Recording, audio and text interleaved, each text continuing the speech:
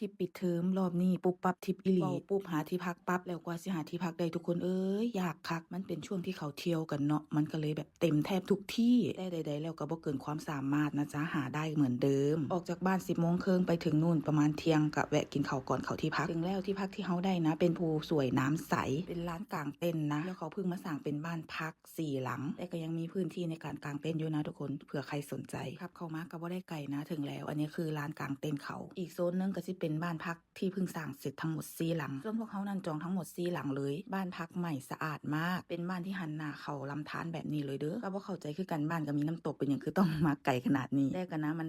ได้คนละบรรยากาศน้ำเขาสามารถลงเล่นได้นะมันบ่ลึกเลยหลายคนสงสัยว่าเป็นอย่างคือต้องมาเที่ยวช่วงหน้าฝนบ่ย่านน้ำป่าติบ่ย่านฝนตกห้ำติที่บอกว่าเขาก็เที่ยวช่วงนี้แหละบ่เห็นติที่พักมันเต็มเบิดเลยเพราะถ้ามาหน้าแล้งอาจสิบ่เจอน้ำแบบนี้ก็ได้คนเขาก็เลยนิยมมาช่วงนี้เนาะฝนสิตกบ่ตกนั่นอยู่ที่ดวงเฮาส่วนรอบนี้คือดวงเฮาดีจ้ะฝนบ่ตกอากาศดีมากมันก็เหมือนการไปเที่ยวภูทับเบิกที่วัดดวงเลยว่าคุณนี่เจอหมอกนาหรือสิบ่เจอหมอกเลยก็ได้นั่นแหละคือการไปเที่ยวช่วงไฮซีซั่นแบบวัดดวง